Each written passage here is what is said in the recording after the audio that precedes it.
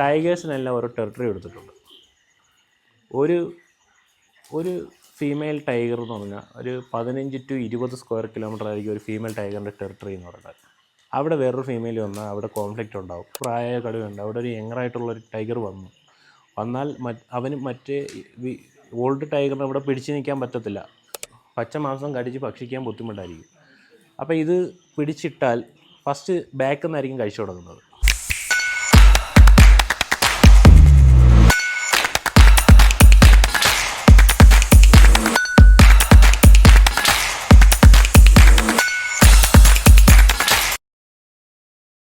After ഡിന്നറിന് ശേഷം വേണ്ട നമുക്കിപ്പോൾ ഒരു ക്യാമ്പ് ഫയർ പോലെ സെറ്റപ്പ് ചെയ്ത് വെച്ചിരിക്കുകയാണ്. ഇവിടെ നമുക്ക് ഫോറസ്റ്റിലെ ഹരിസാറിൻ്റെ ഒരു ക്ലാസ് ഉണ്ട് കേട്ടോ. അത് നമുക്ക് എല്ലാവർക്കും കൂടെ ഒരുമിച്ചിരുന്ന് കേൾക്കാവേ. ഹരിശങ്കർ അസിസ്റ്റന്റ് മാനേജറാണ്. പമ്പയിലാണ്, പുള്ളി ഗവിയിലല്ല. നിങ്ങൾ ക്ലാസ് എടുക്കാൻ വേണ്ടി മാത്രമായിട്ട് യാത്ര ചെയ്ത് വന്നത്.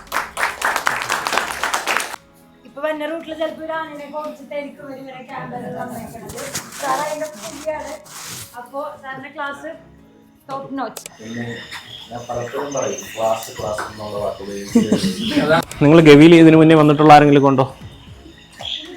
എങ്ങനെ പാക്കേജ് KSRTC എല്ലാം എങ്ങനെ പാക്കേജായിട്ട് എടുത്തു വന്നതാണോ അല്ലെ മീശപ്പുലിമല പോയിട്ടുള്ളവരുണ്ടാവില്ല ഇതിൽ? കൂടുതലും മീശപ്പുലിമല, കൂടുതലും എനിക്ക് തോന്നുന്നു വടക്കുന്നുള്ള ആൾക്കാരാണെന്ന് തോന്നുന്നു. തെക്ക് കുറവാണ് അല്ലേ? കൂടുതലും ബാങ്ക്. ഓക്കെ, ഇപ്പം മീശപ്പുലിമല, ഗവി, ഇത് രണ്ടും എന്തിൻ്റെ കീഴിൽ വരുന്നതാണ്? മീൻസ് ഒരു ഫോറസ്റ്റ് ഡിപ്പാർട്ട്മെൻ്റ് അല്ല, അങ്ങനെയല്ല ഞാൻ ചോദിച്ചത്. ഇത് ആരാണ് നടത്തിക്കൊണ്ടുപോകുന്നത്? KFDC, Kerala forest development corporation. ഈ കേരള ഫോറസ്റ്റ് ഡെവലപ്മെൻറ്റ് കോർപ്പറേഷൻ നിങ്ങൾ ഇതിൽ വരുന്നതിന് മുന്നേ എന്തെങ്കിലും ഇതിനെപ്പറ്റി കേട്ടിട്ടുണ്ടോ? എന്ത് കണ്ടിട്ടുണ്ട്? ഗവിയല്ലേ കണ്ടിട്ടുള്ളൂ. ഞാൻ ചോദിച്ചത് കേരള ഫോറസ്റ്റ് ഡെവലപ്മെൻറ്റ് കോർപ്പറേഷൻ എന്ന് പറഞ്ഞൊരു, അതായത് കേരള ഫോറസ്റ്റ് ഡെവലപ്മെൻറ്റ് പറഞ്ഞാൽ FDC, ഫോറസ്റ്റ് ഡെവലപ്മെൻറ്റ് കോർപ്പറേഷനുകളെന്ന് പറഞ്ഞാൽ എല്ലാ സംസ്ഥാനത്തും ഉള്ളൊരു സംഭവമാണ്. FDC ഫോറസ്റ്റ് അല്ല. അപ്പോൾ തമിഴ്നാട് FDC ഉണ്ട്, അതുപോലെ കേരള FDC ഉണ്ട്, എല്ലാ സംസ്ഥാനത്തുണ്ട്. അപ്പം ഇപ്പോൾ കേരളത്തെ സംബന്ധിച്ചിടത്തോളം forest and wildlife department എന്ന് പറഞ്ഞൊരു ഡിപ്പാർട്ട്മെൻറ്റ് നിലവിൽ വരുന്നതിന് മുന്നേ ഉണ്ടായൊരു സംഭവമാണ് KFDC എന്ന് പറയുന്നത്. ഇതെന്തുകൊണ്ട് ഇതുണ്ടായി? അത് ചരിത്രം ബോറാവത്തില്ലല്ലോ. കുറച്ച് ചരിത്രത്തിൽ നിന്ന് തുടങ്ങാം. നമ്മൾ പഴയ കാര്യത്തിൽ നിന്ന് തുടങ്ങി. ഓക്കെ, അപ്പം നമ്മൾ ഒരു പണ്ട് കാലഘട്ടങ്ങളിൽ നമ്മൾ ഈ ഫോറസ്റ്റ് എന്ന് പറഞ്ഞാൽ നമ്മളെ എക്സ്പ്ലോയിറ്റ് ചെയ്യുക, മാക്സിമം എക്സ്പ്ലോയിറ്റ് ചെയ്യുക. നമുക്കതൊന്ന്, അതായത് അറിയാമല്ലോ, നമ്മൾ ബ്രിട്ടീഷുകാർ ഇവിടം വിട്ട് പോയതിന് ശേഷം നമുക്ക് നമ്മുടെ നാട്ടിലൊന്നുമില്ല. അങ്ങനെ ഒരു സാഹചര്യത്തിൽ ആകെ എക്സ്പ്ലോയിറ്റ് ചെയ്യാൻ കിട്ടുന്നൊരു സ്ഥലം ഫോറസ്റ്റ് മാത്രമാണ്. മാത്രമല്ല അഗ്രികൾച്ചർ പർപ്പസിന് കൂടുതലും കാട് കയ്യേറി കെട്ടി തെളിച്ച് കൃഷിഭൂമിയാക്കി എടുത്തു. അപ്പോൾ അന്ന് ഈ ഒരു main concept forest four agriculture, അന്ന് അഗ്രികൾച്ചർ ഡിപ്പാർട്ട്മെൻറ്റിൻ്റെ കീഴിലെ ഒരു വിങ് മാത്രമാണ് ഫോറസ്റ്റ് എന്ന് പറഞ്ഞത്. അന്ന് ഒരു ഫോറസ്റ്റ് ഒരു ഇൻഡിവിജ്വൽ ഡിപ്പാർട്ട്മെൻറ്റ് ഇല്ല. അങ്ങനെ ഒരു സിറ്റുവേഷനിൽ മാക്സിമം എക്സ്പ്ലോയിറ്റ് ചെയ്യുക. ഇപ്പം നിങ്ങൾ ഈ വരുന്ന വഴിക്ക് ഇഷ്ടംപോലെ യൂക്കാലിപ്റ്റസ് ഉണ്ട്. ഈ യൂക്കാലിപ്റ്റസ് ഒക്കെ നമ്മുടെ ഓൺ സ്പീഷീസ് അല്ല, ഇതൊക്കെ ഇവിടെ കൊണ്ട് നട്ടുപിടിപ്പിച്ചതാണ്. എന്തിനാണ്? ഫാസ്റ്റ് ഗ്രോയിങ് സ്പീഷീസ് എന്ന് പറഞ്ഞാൽ പെട്ടെന്ന് വളർത്തി പെട്ടെന്ന് റവന്യൂ ഉണ്ടാകാം. അതായത് അന്ന് ഉള്ള ആൾക്കാർ ചിന്തിച്ചതെന്ന് പറഞ്ഞാൽ പിൽമേടുകൾ വെറുതെ കിടക്കുകയല്ലേ. അപ്പോൾ ഇവിടെ എല്ലാം മരങ്ങൾ നട്ടുപിടിപ്പിച്ചെന്നുമായി, റവന്യൂ ആയി. അങ്ങനെ നമ്മൾ ഈ ഫാസ്റ്റ് ഗ്രോയിങ് ആയിട്ടുള്ള സ്പീഷീസ്, നമ്മളെ നാട്ടിൽ കിട്ടാത്ത സ്പീഷീസ് മറ്റ് രാജ്യങ്ങളിൽ നിന്ന്, ഇപ്പോൾ യൂക്കാലിപ്റ്റസ്, അക്കേഷ്യ, മാഞ്ചിയം, സെന്ന ഇതുപോലുള്ള ഫാസ്റ്റ് ഗ്രോയിങ് ആകുമ്പോൾ ഒരു യൂക്കാലിപ്റ്റസ് ഒക്കെ ആകുമ്പോൾ ഒരു 7 to 8 ഇയേഴ്സിൽ നമുക്ക് റവന്യൂ എടുക്കാൻ പറ്റും. ആ അക്കേഷ്യയൊക്കെ ആകുമ്പോൾ ഒരു 15 to 20 ഇയേഴ്സിൽ നമുക്ക് ടിമ്പറായി കിട്ടും. അങ്ങനെ എടുക്കാൻ പറ്റും. അപ്പോൾ ഇത്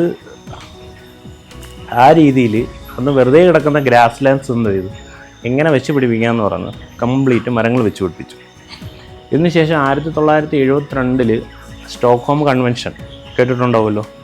അതായത് ലോകത്തിലേക്ക് വെച്ച് ഏറ്റവും, അതായത് ഇതിൻ്റെ ഒരു കൺസർവേഷൻ ആസ്പെക്റ്റിൽ നടന്ന ഏറ്റവും ഇമ്പോർട്ടൻ്റ് ആയിട്ടുള്ള ഫസ്റ്റ് കൺവെൻഷനാണ് സ്റ്റോക്ക്ഹോം കൺവെൻഷൻ. അതിൽ ഇന്ത്യയെ പ്രതിനിധീകരിച്ച് ഇന്ദിരാഗാന്ധി, അതായത് ഇന്ത്യയെ പ്രതിനിധീകരിച്ച് ആദ്യമായിട്ട് ഒരാൾ പങ്കെടുക്കുന്നൊരു കൺവെൻഷനും കൂടെയാണത്. അപ്പോൾ ആ ഒരു കൺവെൻഷനിൽ ഇന്ദിരാഗാന്ധി പങ്കെടുത്തതിന് ശേഷമാണ് ഈ കൺസർവേഷൻ എന്നതിനെപ്പറ്റി കൂടുതൽ അതിനൊരു ഊന്നൽ കൊടുക്കുന്നത്. അതായത് നമുക്ക് നമ്മുടെ കാടുകൾ കൺസർവ് ചെയ്യണം എന്നുള്ളൊരു കൺസെപ്റ്റിലോട്ട് എത്തുന്നത്. അപ്പോൾ കാടുകൾ കൺസർവ് ചെയ്യുമ്പോഴത്തേക്ക് ഈ ഒരു സംഭവം നമ്മൾ അഗ്രികൾച്ചർ പർപ്പസിന് യൂസ് ചെയ്തുകൊണ്ടിരിക്കുകയല്ലേ. അപ്പോൾ ഇത് ഫുള്ള് നമ്മൾ കൺസർവേഷൻ ആ ഒരു ആസ്പെക്റ്റിലോട്ട് പോയാൽ നമുക്ക് ഫോറസ്റ്റിൽ നിന്ന് കിട്ടുന്ന ഒരുപാട് റോ മെറ്റീരിയൽസ് ഉണ്ട്. അപ്പോൾ ഈ റോ മെറ്റീരിയൽസ് നമുക്ക് കിട്ടാതെ വരും ഫുള്ള് കൺസർവേഷനിലോട്ട് പോയാൽ. അപ്പോൾ കുറച്ച് ഏരിയ എന്തോ ഇത്, അതായത് നമുക്ക് ഫോറസ്റ്റിൽ നിന്ന് റോ മെറ്റീരിയൽസ് എടുക്കുന്നതിന് വേണ്ടി മാത്രം കുറച്ച് ഏരിയകൾ FDC എന്ന ഫോറസ്റ്റ് ഡെവലപ്മെൻറ്റ് കോർപ്പറേഷനുകൾ എന്നുള്ള പേരിൽ എല്ലാ സംസ്ഥാനങ്ങളും തുടങ്ങി കുറേ ഏരിയകൾ അതിനു വേണ്ടി മാറ്റിവെച്ചു. അതായത് ഈ ഒരു ടിമ്പർ അല്ലെങ്കിൽ ഇതുപോലുള്ള ഫോറസ്റ്റിൽ നിന്ന് ഉൽപ്പാദിപ്പിക്കുന്ന റോ മെറ്റീരിയൽസ്, ബാക്കിയുള്ള ഏരിയകൾ മൊത്തം കൺസർവേഷൻ സൈഡിലോട്ട് പോയി. മനസ്സിലായല്ലോ? അപ്പം ആ ഒരു ആസ്പെക്റ്റിലാണ് ഈ ഒരു FDCകൾ തുടങ്ങുന്നതും. അതിൻ്റെ ഫലമായിട്ട് 1975 കേരളത്തിൽ രൂപം കൊണ്ടൊരു സ്ഥാപനമാണ് Kerala forest development corporation. Okay, അതിൽ ഇനി എന്തെങ്കിലും ഡൗട്ട്സ് പോറാവുന്നില്ല? Forest and wildlife department എന്ന് പറഞ്ഞ് പിൽക്കാലത്ത് വന്നു. അപ്പം ഇത് കൺസർവേഷൻ ആസ്പെക്റ്റ് പിന്നെ വന്നപ്പോഴത്തേക്ക് പിന്നെയാണ് പല കാര്യങ്ങളും ഇതുപോലുള്ള ക്ലൈമാറ്റിക് സമ്മിറ്റും ഇതുപോലെ പല കാര്യങ്ങളിൽ ചെന്നിട്ട് നമ്മൾ ഓരോ കാര്യങ്ങൾ പഠിക്കുന്നത്. അപ്പം ഞാൻ പറഞ്ഞില്ല, ഈവൻ ഈ യൂക്കാലിപ്റ്റസ് നട്ട് വളർത്തുന്നത്, ഇത് അതിലേക്ക് ഞാൻ വരാം. ജസ്റ്റ് ഇതിന്ന് ഇങ്ങനെ കണ്ടിന്യൂ ചെയ്ത് തന്നെ പോവാം. അപ്പോൾ എന്താ ഞാൻ ഇപ്പോൾ പറഞ്ഞു നിർത്തിയത്? യൂക്കാലിപ്റ്റ് അല്ല, എക്സോട്ടിക് സ്പീഷീസ് അല്ല, FTCകൾ. ഓക്കെ, അത് ഒരു 75 FTC തുടങ്ങി. അപ്പം 75 ഇത് തുടങ്ങി. അന്ന് കൂടുതലും പ്ലാന്റേഷനാണ് കോൺസെൻട്രേറ്റ് ചെയ്തേക്കുന്നത്. കൂടുതലും യൂക്കാലിപ്റ്റസ്, അക്കേഷ്യ, മാഞ്ചിയം, തേക്ക് പ്ലാന്റേഷൻസ് ഇങ്ങനെയൊക്കെ വന്നപ്പോഴത്തേക്ക് ഈ 68 ഒരു ശാസ്ത്രി സിനിമാവ് ട്രീറ്റി ഉണ്ട്, കേട്ടിട്ടുണ്ടോ? ശ്രീലങ്കയും ഇന്ത്യയും തമ്മിലുള്ള ലാൽ ബഹദൂർ ശാസ്ത്രി സിനിമാവ് ഭണ്ഡാര നായിക ഒരു ട്രീറ്റി ഉണ്ട്. അതായത് ആ സമയത്ത് മറ്റേ സിലോൺ വർക്ക് നടന്ന സമയത്ത് അവിടെ നിന്ന് ഇഷ്ടംപോലെ ആൾക്കാർ ശ്രീലങ്കയിൽ നിന്ന് പലായനം ചെയ്തിട്ടുണ്ട്. അവർ ബോട്ടിലൊക്കെ കയറി കിട്ടുന്നത് ഇപ്പം മറ്റു രാജ്യങ്ങൾ, ഇപ്പം ജപ്പാൻ, ഇന്തോനേഷ്യ, അങ്ങനെ ഇന്ത്യ, അങ്ങനെ അപ്പോൾ ഇവിടെ വന്ന ആൾക്കാരെ നമുക്ക് റീഹാബിലിറ്റേറ്റ് ചെയ്യാനായിട്ട് പല പല പ്രോജക്റ്റുകൾ തുടങ്ങി. അങ്ങനെ പല പല പ്രോജക്റ്റുകൾ തുടങ്ങിയതിൽ കുറേ ആൾക്കാരെ FDCക്കും തന്നു. ഈ ഒരു FDCക്കും തന്നതിൽ കുറേ ആൾക്കാരെ ഇവിടെ നമുക്ക് ചെയ്യാനായിട്ട് അന്ന് ഇവിടെ ഈ കാർഡമം പ്രോജക്റ്റ്. അപ്പോൾ കാർഡമം എന്ന് പറഞ്ഞാൽ അറിയില്ല, നമുക്ക് കൂടുതൽ നല്ല തണുപ്പ് മേഖലകൾ 7 to 21 ഡിഗ്രി സെൽഷ്യസ് ഇതിനിടയ്ക്ക് ടെമ്പറേച്ചറുള്ള സ്ഥലങ്ങൾ.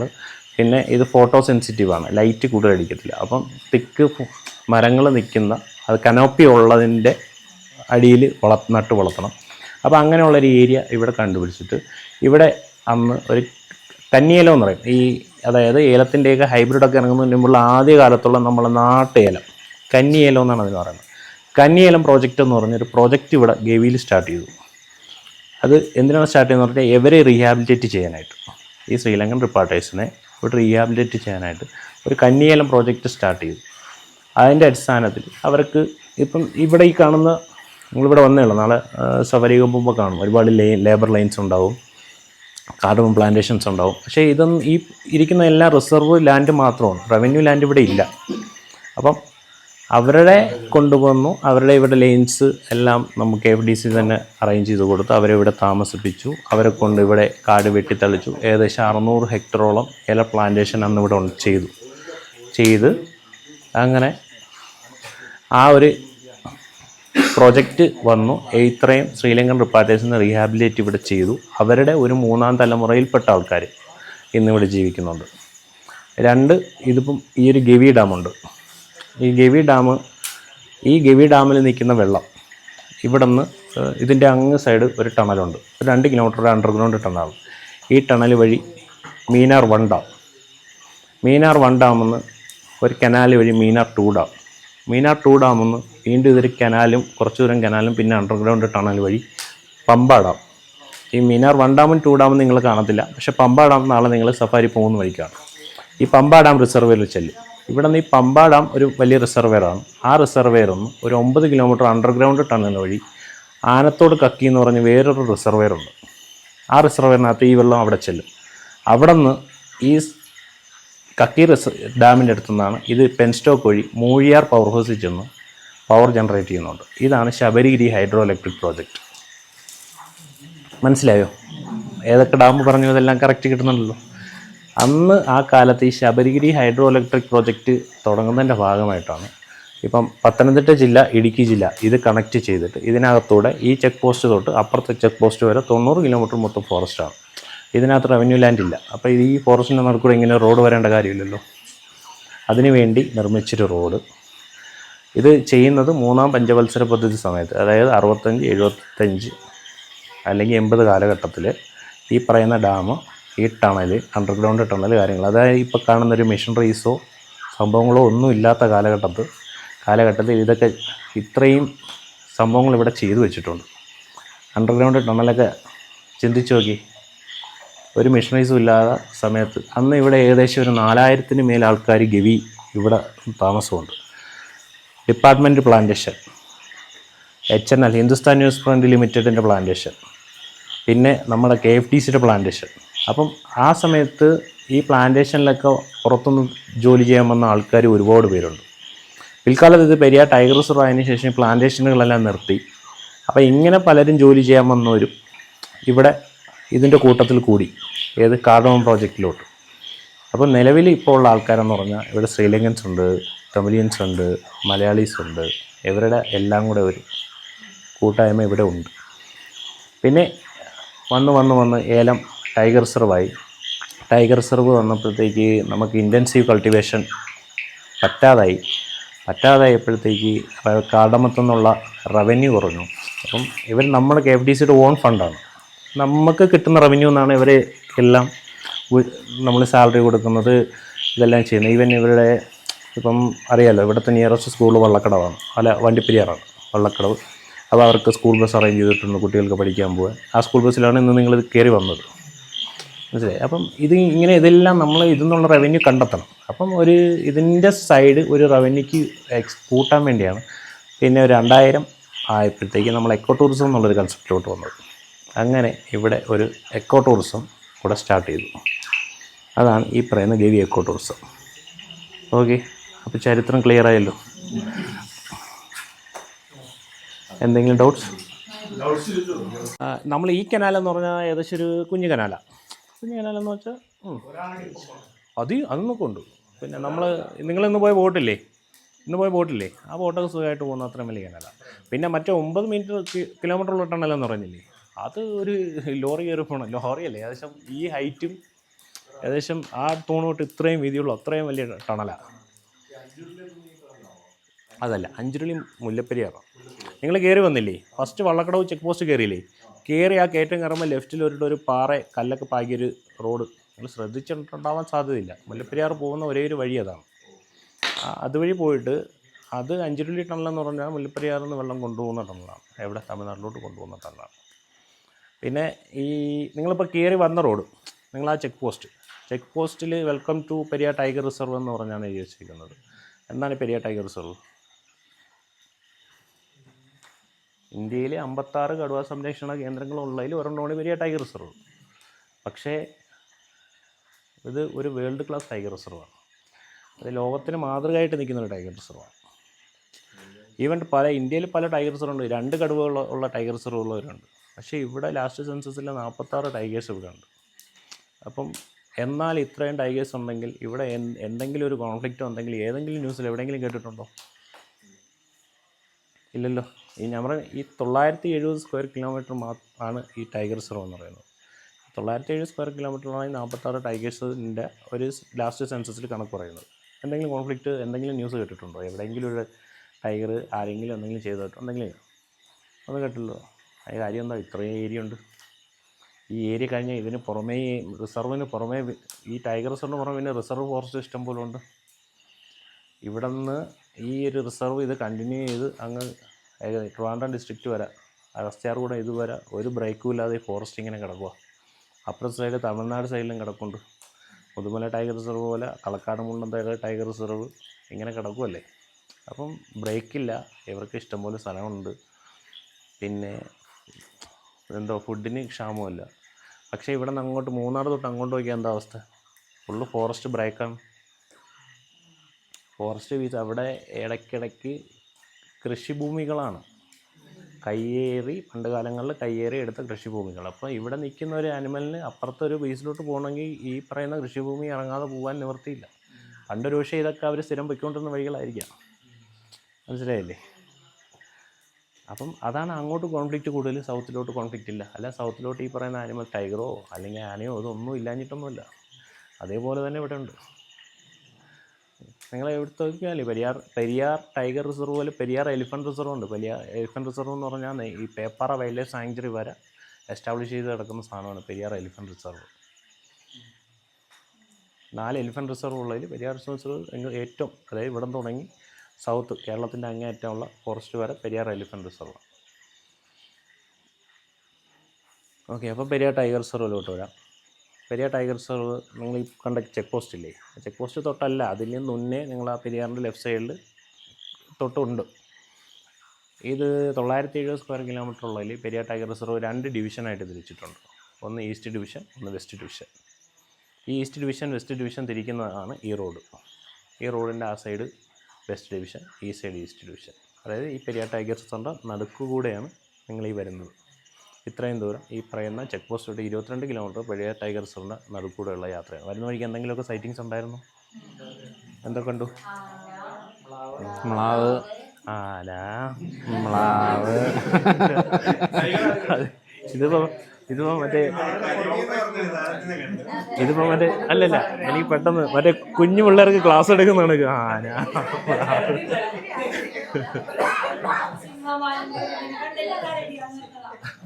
സിംഹവാലനായിരിക്കുമല്ലോ നിങ്ങൾ കണ്ട, അത് കരിങ്കുരങ്ങാണ്. നല്ല നീളമുള്ള പാലല്ലേ, നല്ല സൈസും ഇല്ലേ, അത് കരിങ്കുരങ്ങാണ്. സിംഹവാലനാന്ന് പറഞ്ഞാൽ അതിൻ്റെ പകുതി സൈസാണ്, കുഞ്ഞു പാലായിരിക്കും. രണ്ടിനെയും കണ്ടു. ഓക്കെ, അപ്പോൾ സിംഹവാലനെ കണ്ടെങ്കിൽ ലക്കാണ്. കാരണം അത് സാധനം ഉണ്ടെങ്കിലും ഇത് താഴോട്ട് വരത്തില്ല. ഒന്ന് രണ്ട്, നമ്മളെ മനുഷ്യൻ്റെ അടുത്തോട്ട് ഒരുപാട് അങ്ങനെ വരാത്തൊരു സാധനമാണ്. ഇവിടെ വരുന്ന സ്ഥലങ്ങളുണ്ടാവും, ഇവിടെ അങ്ങനെ പെട്ടെന്നൊന്നും വരത്തില്ല. ഓക്കെ, പിന്നെ നിങ്ങൾ ഈ മലയെണ്ണ, മ്ലാവ്, വേഴാമ്പലം കിട്ടി. ഏതാ? ഇവിടെ കണ്ടായിരുന്നു കോഴി വേഴാമ്പലം.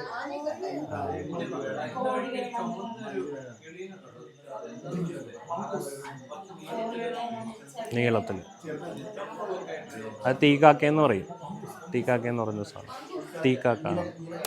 അടുത്ത് വന്നാലും റേസിങ്ങിനെ നിർത്തിയുക. ചിലപ്പോൾ അത് വണ്ടി തൊടായിരിക്കും ഇതായിരിക്കും, പക്ഷേ മാറിപ്പൊയ്ക്കോളൂ. ലൈറ്റൊന്നും ഫ്ലാഷ് അടിക്കല്, അതായത് ഫ്ലാഷ്, ഹോണ്, ഇതെല്ലാം അതിന് ഇറിറ്റേഷനാണ്. ഈ മനസ്സിലായില്ലേ? ഇപ്പോൾ ഈ ആനിമൽസിനൊന്നും കളർ വിഷൻ ഇല്ല. ഓരോ ആനിമൽസിനും നമ്മൾ കണക്ക് ഇത്രയും കളർഫുള്ളായിട്ടൊന്നും കാണാനൊന്നും പറ്റുന്നില്ല. അവർക്ക് കളർ വിഷനേ ഇല്ല. അപ്പോൾ അവർ ഇറിറ്റേറ്റ് ചെയ്യിക്കായിരിക്കും. നമ്മൾ ഏത് ആനിമലിനെ കണ്ടാലും, ഇപ്പോൾ ട്രക്കിങ്ങിന് പോകുമ്പോഴായാലും സഫാരി പോകുമ്പോഴായാലും നമ്മളൊരു സേഫ് ഡിസ്റ്റൻസ് കീപ്പ് ചെയ്യണം. സേഫ് ഡിസ്റ്റൻസ് എന്ന് പറഞ്ഞാൽ എന്താണ്?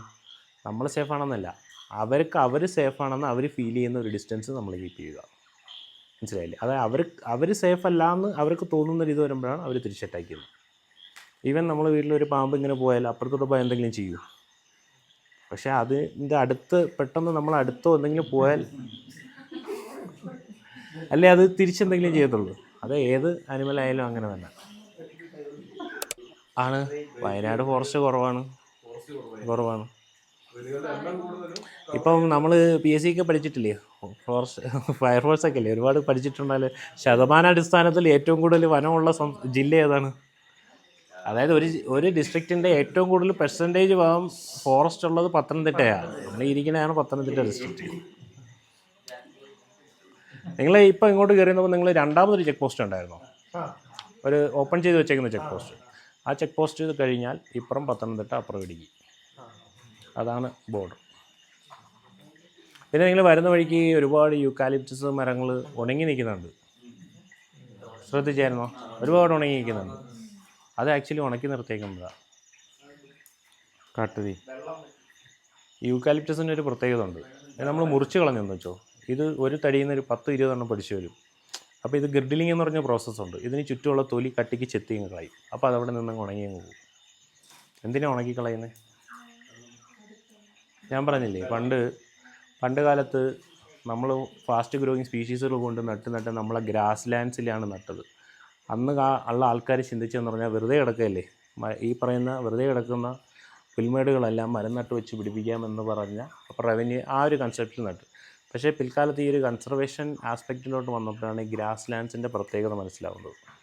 ഗ്രാസ് ലാൻഡ്സ് എന്ന് പറഞ്ഞാൽ ഈ ഒരു മലയിൽ ഒരു ഗ്രാസ് ലാൻഡ്സിൽ അവർ അതിൻ്റെ താഴെ എന്ന് പറഞ്ഞാൽ ഒരു 3-4 ലെയർ സ്പോഞ്ച് പോലെയാണ് എൻ്റെ വേര് മണ്ണിതെല്ലാം കൂടെ അവർ ഹോൾഡ് ചെയ്ത് വെച്ചേക്കുന്ന ഒരു വാട്ടർ കപ്പാസിറ്റി എന്ന് പറഞ്ഞാൽ നമുക്ക് ചിന്തിക്കാനാവാത്തതാണ്. നിങ്ങൾ ശ്രദ്ധിച്ചിട്ടുണ്ടോ? ഇതൊന്നും എല്ലാം ഈ പാറയുടെ മേലിൽ നല്ല അരുവികൾ വരുന്നത്. ഈ അരുവികൾ ഈ മഴയില്ലെങ്കിൽ ഒരു ഫെബ്രുവരി മാസം വരെ ഈ അരുവികളിലെല്ലാം വെള്ളം കാണും. കാരണം അത്രയും വാട്ടർ ഹോൾഡിങ് കപ്പാസിറ്റി ഇതിനുണ്ട്.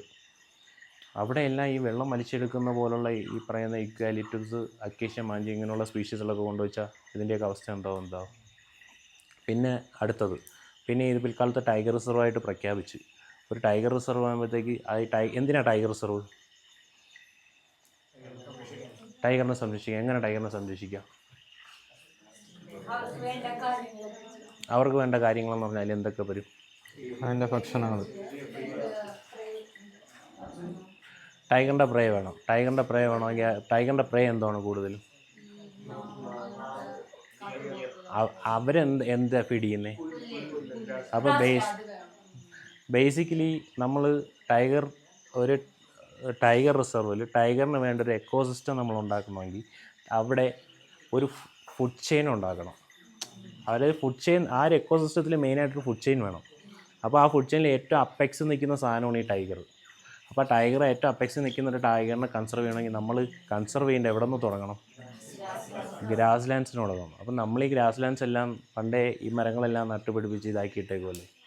അപ്പോൾ ഈ ടൈഗർ റിസർവ് ആയപ്പോൾ ഈ ഗ്രാസ് ലാൻഡ്സിൻ്റെ പ്രാധാന്യം മനസ്സിലാക്കി ഇപ്പം ഗ്രാസ് ലാൻഡ്സ് കൺസർവ് ചെയ്യാൻ വേണ്ടിയാണ് ഇപ്പം നമ്മളെ ഏറ്റവും കൂടുതൽ മുൻതൂക്കം കൊടുക്കുന്നത് ഗ്രാസ് ലാൻഡ്സിനാണ്.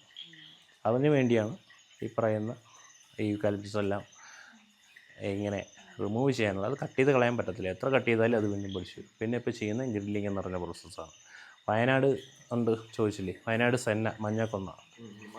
ഇതെന്താ പ്രശ്നം എന്ന് പറഞ്ഞാൽ നമുക്ക് 2 ടൈപ്പ് ഉണ്ട്. അതായത് നമ്മളെ ഇൻഡിജീനിയസ് സ്പീഷീസ് എന്ന് പറയും, നമ്മളെ തദ്ദേശീയമായിട്ട് ഇവിടെ ഉള്ള സ്പീഷീസുകൾ. എക്സോട്ടിക് സ്പീഷീസ് എന്ന് പറയും, പുറത്തുനിന്ന് നമ്മളിവിടെ കൊണ്ടുവയ്ക്കുന്നത്. ഇപ്പം യൂക്കാലിപ്റ്റസ് ഒരു എക്സോട്ടിക് സ്പീഷീസാണ്. ഇതിന് പുറമെ നമ്മൾ ഇൻവേസീവ് സ്പീഷീസ് എന്നും കൂടെ പറയും. എക്സോട്ടിക് ആൻഡ് ഇൻവേസീവ്, അതായത് ഇത് പുറത്തുനിന്ന് ഇവിടെ വരികയും ചെയ്യും, ഇവിടെ ഉള്ളതിനെയെല്ലാം നശിപ്പിച്ചുകൊണ്ട് അവൻ എസ്റ്റാബ്ലിഷ് ചെയ്യും. അങ്ങനൊരു സാധനമാണ് സെന്ന മഞ്ഞക്കൊന്ന. അറിയാമല്ലോ, അവിടെ ചെന്നാൽ ഒരു എന്താ പറയുന്നത്, അതിൻ്റെ ഇടയിൽ കൂടെ കയറിപ്പോകാൻ പോലും പറ്റാത്ത രീതിയിൽ അതങ്ങ് എസ്റ്റാബ്ലിഷ് ചെയ്ത് കൊടുക്കുക. വയനാട് വൈൽഡ് ലൈഫ് സാഞ്ചുറിയിലൊക്കെ അവിടെ നിൽക്കുക, അതിനകത്ത് അനിമൽസിന് നിൽക്കാൻ സ്ഥലമില്ല. അതിനെ ഇറാഡിക്കേറ്റ് ചെയ്യാനായിട്ട് ഈ പറയുന്ന വെട്ടിയാൽ പോകത്തില്ല. ഇതിൻ്റെ വിത്ത് വീണ് ഫുള്ള് പൊടിക്കുക, പിഴുതെടുത്ത് നോക്കി നടക്കുന്നില്ല. ഇപ്പം KFRI, Kerala forest research institute, Kerala agriculture university, ഇവരെല്ലാം ഇതിനെപ്പറ്റി റിസർച്ച് ചെയ്തുകൊണ്ടിരിക്കുക. ഇതെങ്ങനെ നമുക്കിവിടെ നിന്ന് ഉന്മൂലനം ചെയ്യാമെന്നുള്ളതിനെപ്പറ്റി. ഇതുവരെ ഒന്നും ആയിട്ടില്ല. അതുപോലെയാണ് മാഞ്ചിയം ഇതുപോലെയാണ്. മാഞ്ചിയം കേട്ടിട്ടല്ലേ? മാഞ്ചിയം അതും ഇതുപോലെയാണ്. ടിപ്പറിന് വേണ്ടി പണ്ട് ഫാസ്റ്റ് ഗ്രോയിങ് സ്പീഷീസ് കൊണ്ടുവച്ചതാണ്. മാഞ്ചിയം വീണ് കഴിഞ്ഞാൽ അതിൻ്റെ ഇല താഴെ ഇങ്ങനെ കട്ടിക്ക്, ഇത് പെട്ടെന്ന് അഴുകി പോകത്തില്ല, കട്ടി ഇലയാണ്. ഈ കട്ടിക്ക് ഇലയങ്ങ് വീഴും. പിന്നെ അതിലൊരു പില്ല് പോലും കിളിർക്കത്തില്ല. പണ്ട് ഇവിടെ ഗ്രാസ് ലാൻഡ് അഫോറസ്ട്രേഷൻ ഡിവിഷൻ, ഗ്ലാഡ് എന്നാണ് പേര്, ഗ്രാസ് ലാൻഡ് അഫോറസ്ട്രേഷൻ ഡിവിഷൻ. ഈ പുല്ലുമേടുകളിൽ മരം വെച്ച് പിടിപ്പിക്കാനായിട്ട് മാത്രം ഒരു ഡിവിഷൻ വരെ ഉണ്ടായിരുന്നു. ആ ഡിവിഷൻ്റെ ഹെഡ്ക്വാർട്ടേഴ്സ് പീരുമേടായിരുന്നു. അതിൻ്റെ ഒരു ഓഫീസായിരുന്നു ഇവിടെ. ഇപ്പോൾ KFDCയുടെ ഡിവിഷനായിട്ട് ഓഫീസായിട്ട് പ്രവർത്തിക്കുന്ന ഈ നമ്മുടെ ഓഫീസെന്ന് പറഞ്ഞാൽ പണ്ട് ഈ ഗ്ലാഡിൻ്റെ ഓഫീസായിരുന്നു. പക്ഷേ അത് നമ്മൾ പറഞ്ഞില്ലേ, ആ ഒരു കൺസർവേഷൻ ആസ്പെക്റ്റിലോട്ട് വന്നപ്പോഴത്തേക്ക് കാര്യങ്ങളെല്ലാം മറിഞ്ഞു. ഇപ്പം ഈ പറയുന്ന നമ്മുടെ നാട്ടിലൊക്കെ പന്നികൾ ഇഷ്ടംപോലെ കൂടുന്നുണ്ട് ഇല്ലേ? നാട്ടിൽ ഭയങ്കര പന്നിശല്യം. എന്തുകൊണ്ടാണ് പന്നികൾ കൂടുന്നത്? പണ്ടൊക്കെ എൻ്റെയൊക്കെ നാട്ടിലൊക്കെ ഇഷ്ടംപോലെ കുറുക്കന്മാരുണ്ടായിരുന്നു. കണ്ടിട്ടുണ്ടോ കുറുക്കന്മാരെ? ഇപ്പം കാണാറുണ്ടോ? എവിടെ പോയി കുറുക്കന്മാരൊക്കെ? ഈ കുറുക്കന്മാരെ മെയിൻ പരിപാടി എന്ന് പറഞ്ഞാൽ പന്നികൾ കൂടുകൂട്ടി കുഞ്ഞുങ്ങളായിട്ട് കിടക്കുന്നിടത്തുനിന്ന് കുഞ്ഞുങ്ങളെ പിറകി കൊണ്ടുപോകും. അപ്പോൾ പന്നികളെ ഒരു ലെവലിൽ വരെ കൺട്രോൾ ചെയ്യുന്നവരായിരുന്നു കുറുക്കന്മാരായിരുന്നു. ഈ കുറുക്കൻ്റെ ഇറച്ചി നല്ല ടേസ്റ്റ്, ആൾക്കാരൊക്കെ കണ്ടാൽ തല്ലിക്കൊന്നപ്പോഴേ കഴിക്കും. അപ്പോൾ എൻ്റെ നാട്ടിൽ കുറുക്കന്മാരില്ല, പക്ഷേ പന്നികൾ ഇഷ്ടം പോലെ ആയി. അതാണ് പറഞ്ഞത്, ഏതെങ്കിലും ഒരു സ്പീഷീസ് ഒരു ഫുഡ് ചെയിനിലെ ഏതെങ്കിലും ഒരു സ്പീഷീസ് എന്തെങ്കിലും കുറവ് വന്നാൽ അതിൻ്റെ ബാലൻസ് തെറ്റും. മനസ്സിലായില്ലേ? അപ്പോൾ ഇവിടെ അതുപോലെയാണ്. ഈ ഒരു സ്പീഷീസ് ഇപ്പം ടൈഗർ ഉണ്ടെങ്കിൽ അതിൻ്റെ താഴോട്ടുള്ള എല്ലാത്തിനെയും ഒരു കൺട്രോളിൽ നിൽക്കും. മനസ്സിലായില്ലേ? ഇപ്പം ഈ പറയുന്ന ഈ ഹെർബിവോറസ് ആയിട്ടുള്ള അനിമൽസ് എല്ലാം ഇഷ്ടം പോലെ ആയിപ്പോയുള്ള അവസ്ഥ എന്താണ്? ഈ പുൽമേടും എല്ലാം അവർ തിന്ന് തീർക്കത്തില്ലേ. അപ്പം അവരെയും കൺട്രോൾ ചെയ്യാൻ ആൾ വേണം. അപ്പം അതാണ് പറഞ്ഞത്, ഒരു എക്കോസിസ്റ്റം വരുമ്പോഴത്തേക്ക് ഇതൊരു പരസ്പരം പൂരകങ്ങളായി എല്ലാം ഇൻ്റർകണക്റ്റഡ് ആയിരിക്കും. അപ്പോൾ ടൈഗറിനെ ആര് കൺട്രോൾ ചെയ്യും? ടൈഗറാണല്ലോ ഏറ്റവും അപേക്ഷിച്ച് നിൽക്കുന്ന സാധനം. ടൈഗറിനെ ആര് കൺട്രോൾ ചെയ്യും?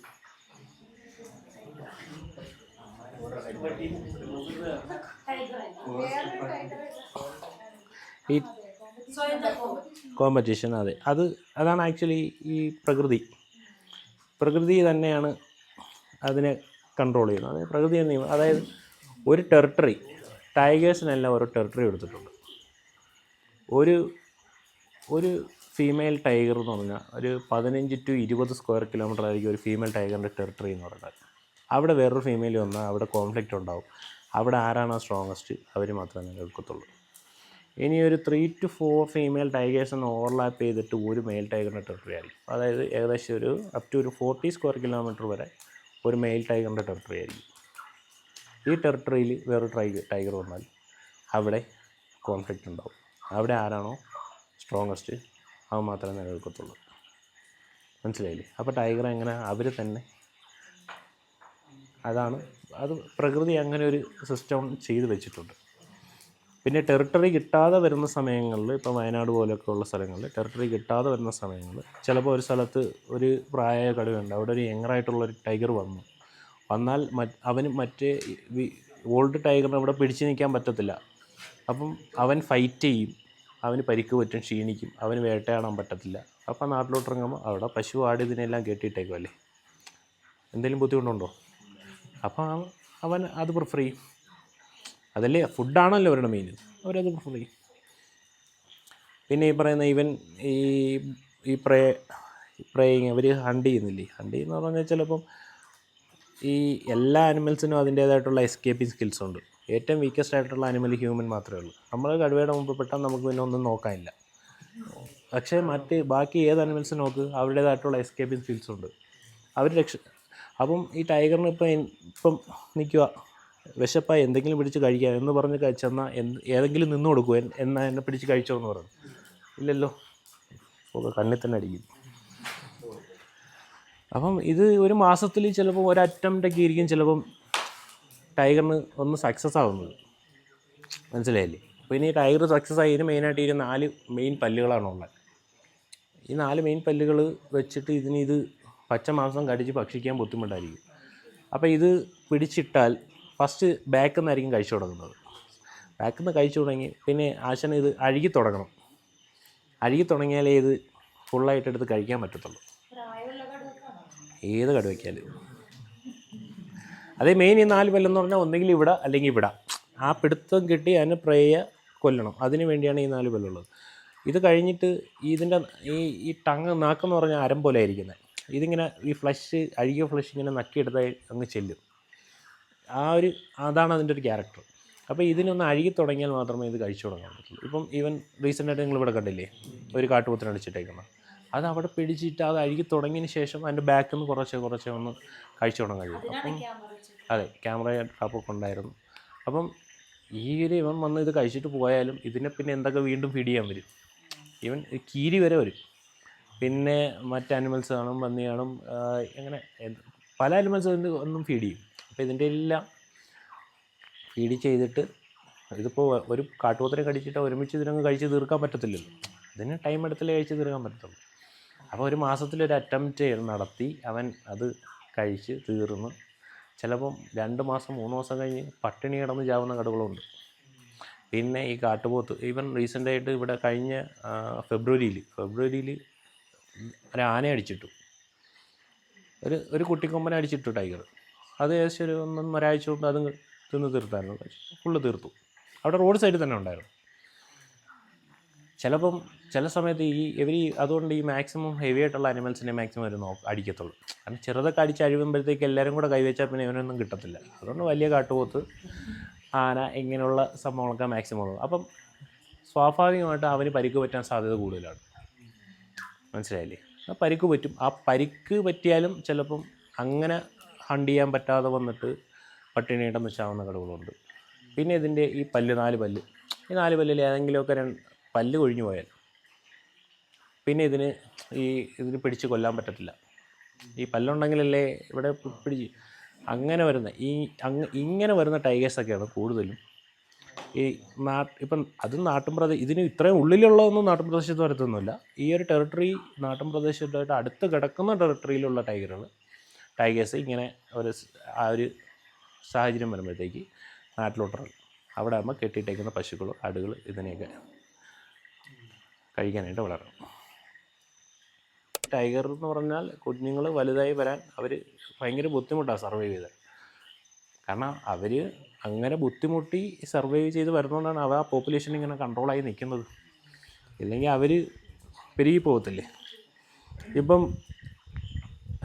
ലയൺ, സിംഹം അവർ പാക്കായിട്ട് ജീവിക്കുന്ന ആൾക്കാരാണ്.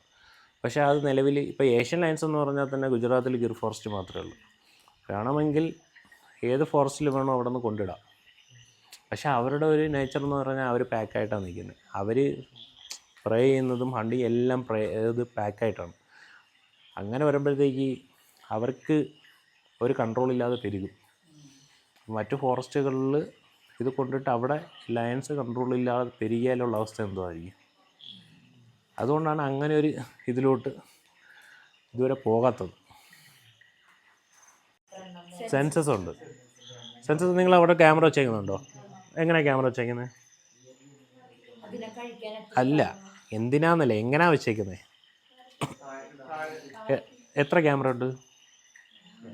2 ക്യാമറ ഓപ്പോസിറ്റാണ് വെച്ചേക്കുന്നത്. ശ്രദ്ധിച്ചില്ലേ? അതിനാ അങ്ങനെ വെച്ചേക്കുന്നത്? അത് മോഷൻ സെൻസർ ക്യാമറയാണ്. ആ മോഷൻ സെൻസർ ക്യാമറയിൽ ഒരു 30 സെക്കൻഡ് വീഡിയോയും കിട്ടും, അതിൻ്റെ കൂടെ കുറേ സ്റ്റിൽ ഫോട്ടോസും കിട്ടും. അപ്പം ഈ ടൈഗറിൻ്റെ ഒരു പ്രത്യേകതയുണ്ട്. ടൈഗർ ഇപ്പം നമ്മളെ ഈ കൈരേഖകൾ 2 ഹ്യൂമൻസിൻ്റെ അടുത്ത് ഒരുപോലെ ആയിരിക്കും? ഒരിക്കലുമല്ലോ. അതുപോലെ ടൈഗറിൻ്റെ സ്ട്രിപ്സ് അതേ കണക്കാണ്. ഒരിക്കലും ഒരു ടൈഗറിൻ്റെയും മറ്റു ടൈഗറിൻ്റെയും മാച്ച് ആവത്തില്ല. ഈവൻ ഈ സൈഡും ആ സൈഡും പോലും മാച്ച് ആവത്തില്ല. അതുകൊണ്ട് ഈ ഫോട്ടോസും വീഡിയോസും എടുത്തിട്ട് ഇത് വെച്ചിട്ട് ഇതിനൊരു സോഫ്റ്റ്വെയർ ഉണ്ട്. ആ സോഫ്റ്റ്വെയർ കിട്ടുമ്പോഴത്തേക്ക് അതിൽ തന്നെ അറിയാൻ പറ്റും ഇത് സെയിം ടൈഗറാണോ ഇല്ലയോ എന്നുള്ളത്. അപ്പം ഇത് ടെറിട്ടറി ഉണ്ടല്ലോ, ഇത് സെൻസർ സമയത്ത് എല്ലാ ഏരിയ തിരിച്ച് ഫുള്ള് ക്യാമറ വയ്ക്കും. ക്യാമറ വെച്ചിട്ട് ഈ ടൈഗർ റിസർവിൽ ഈ പറയുന്ന ഏരിയ തിരിച്ച് ക്യാമറ വെച്ച് അങ്ങനെയാണ് സെൻസസ് ചെയ്യുന്നത്. അതിൽ നിന്ന് കിട്ടുന്ന ഫൂട്ടേജുകളെല്ലാം എടുത്ത് ഈ സോഫ്റ്റ്വെയർ കൊടുക്കുമ്പോഴത്തേക്ക് അറിയാൻ പറ്റും ഇത് സെയിം ആണോ അല്ലയോ എന്നുള്ളത്. സോഫ്റ്റ്വെയർ പഗ്മാർക്ക് ഒന്നും നമുക്കൊന്നും അറിയാനൊന്നും പറ്റുന്നില്ല. ഇല്ലില്ല, അതിലൊന്നും പറ്റില്ല.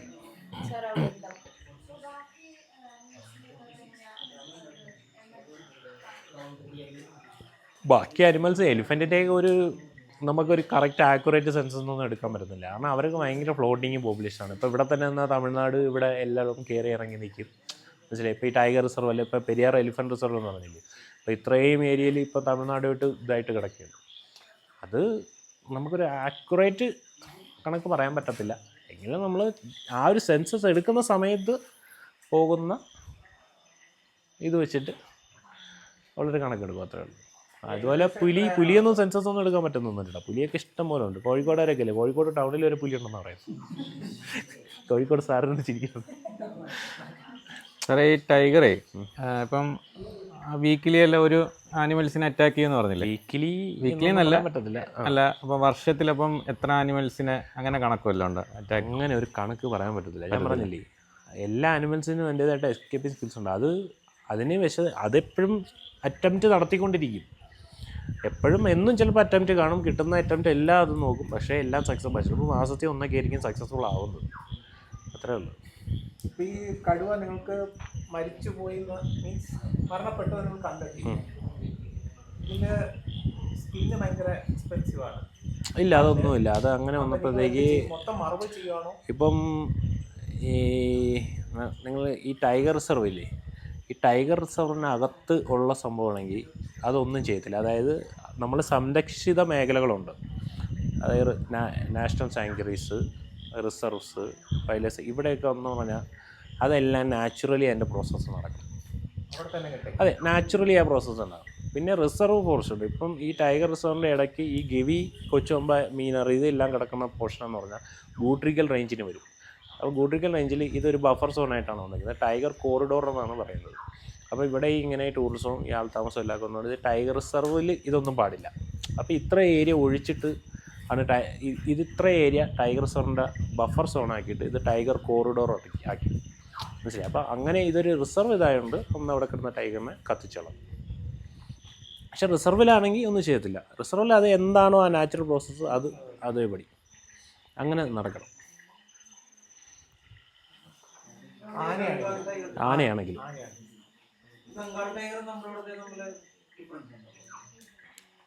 വ്യത്യാസമൊന്നുമില്ല. അത് ബംഗാളിൽ കാണുന്നേ ഉള്ളൂ. ബ്ലാക്ക് പാന്തർ ഉണ്ട്.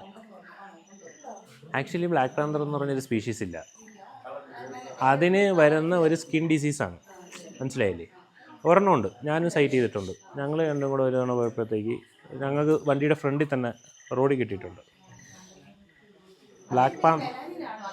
അതെ, നമുക്ക് ആ ഒരു മെലാനിൻ മറ്റേ ആൽബിനിസമൊക്കെ പറയത്തില്ല, അതുപോലെ അതിന് വരുന്നൊരു ഡിസീസ്. കറക്റ്റ് നമുക്ക് അതിൽ സ്പോട്ട് കാണാം. ആ സ്പോട്ടെല്ലാം പക്ഷേ ബ്ലാക്ക് കളറായിരിക്കും. അതിൽ ആ ഒരു സ്പോട്ട് നമുക്ക് സൂക്ഷിച്ച് വയ്ക്കാൻ സ്പോട്ട് കാണാൻ പറ്റും. അതുപോലെ വണ്ടികൾ ഇതുവഴി പാസ് ചെയ്ത് പോകുന്നു, ബസ്സുകാർ പോകുന്നു, ഇവരെല്ലാം സ്നാക്സ് വെള്ളം ഇതെല്ലാം മേടിച്ചിട്ട് കയറണം. ഓരോ സാധനം തീരുമ്പോഴും സൈഡിൽ ഇട്ട് എറിഞ്ഞെറിഞ്ഞങ്ങ് പോവുക. ഇത് ഡെയിലി ഇത് ഈ റോഡിൻ്റെ അവസ്ഥ എന്തായിരിക്കും? പ്ലാസ്റ്റിക് ഇപ്പോൾ ഈ ഏരിയയിലെല്ലാം ഇപ്പോൾ റീസെൻ്റായിട്ട് 2 മാസം 3 മാസം കൂടുമ്പോൾ ഞങ്ങൾ ഗേറ്റ്സിനെല്ലാം വെച്ച് പ്ലാസ്റ്റിക് എല്ലാം പിറക്കാറുണ്ട്. നാളെ നിങ്ങൾ പോകുന്ന വഴിക്കാണ് ഞാൻ അവിടെ ഉള്ള എല്ലാം പിറക്കി ചാക്കി കെട്ടി വെച്ചേക്കുക. ഇനിയിപ്പോൾ തിങ്കളാഴ്ച അത് പഞ്ചായത്തിൽ കൊണ്ട് കൊടുക്കണം. കാരണം ഇവിടെ ഡിസ്പോസ് ചെയ്യാൻ സ്ഥലമില്ല. ഈ മഴയത്ത് കത്തിച്ച് കളയാൻ പറ്റില്ല. പിന്നെ പ്ലാസ്റ്റിക് ഇത്രയും കൂടെ കത്തിച്ച് കളയുന്നതല്ല. ഇത് ഇപ്പം ഇതുവരെ ഉള്ളത്. അതിന് ശേഷം അങ്ങോട്ട് പോയാലും ഫുൾ ഇതാ പ്രശ്നം. പിന്നെ വരുന്നൊരു ഫുഡ് പല സ്ഥലത്ത് കൊണ്ട് കഴിച്ചിട്ട് അത് വേസ്റ്റ് എല്ലാം കൂടെ അവിടെ കളഞ്ഞിട്ടു. ആർക്കാ അവയർനെസ് കൊടുക്കുന്നത്? ഇന്ന് വരുന്നവരല്ലല്ലോ നാളെ വരുന്നത്. അതാ പറഞ്ഞത്, കൺസർവ് ചെയ്യുമെന്ന് പറഞ്ഞാൽ നമ്മൾ ബോധവാന്മാരായിരിക്കും. നമ്മളിലൊരു അവബോധം ഉണ്ടാവണം. അല്ലാതെ ഇപ്പം ഫോറസ്റ്റുകാർ മാത്രം വിചാരിച്ചാൽ കൺസർവേഷൻ നടക്കത്തില്ല. മനസ്സിലായില്ലേ? അത് ജനങ്ങളിലെല്ലാവർക്കും ഒരു അവബോധം വേണം. ഇത് നാളത്തേക്കും ഇതിങ്ങനെ നിലനിൽക്കണമെങ്കിൽ ഞങ്ങളും കൂടെ അത് ശ്രദ്ധിച്ചേ പറ്റുള്ളൂ എന്നുള്ള അവബോധം അതെല്ലാവർക്കും വേണം. അങ്ങനെ കൺസർവേഷൻ നടപ്പിലാക്കാൻ പറ്റത്തുള്ളൂ. അല്ലാതെ ഒരു കേരളത്തിലെ ഒരു കുറച്ച് ഫോറസ്റ്റ് ഉദ്യോഗസ്ഥർ വിചാരിച്ചുകൊണ്ടെന്തെങ്കിലും നടക്കുമോ? ഒന്നും നടക്കില്ല. അത്രേ ഉള്ളൂ. ഇപ്പം വേറെ ഒന്നുമില്ലല്ലോ. ഓക്കെ, ഇതുവരെ സംസാരിച്ച ഹരിസാർക്ക് നമുക്ക് എല്ലാവർക്കും ചേർന്നിട്ട് ചെറിയ അപ്ലോസ് കൊടുക്കാം. നാളെ 5:50 നിങ്ങളുടെ 5:50 ആകുമ്പോഴത്തേക്ക് നിങ്ങൾ ഈ റെസ്റ്റോറൻറ്റിന് മുന്നിലെത്തണം. അറിയാലോ, നാളെ ജംഗിൾ സഫാരി ഉള്ളതാണ്.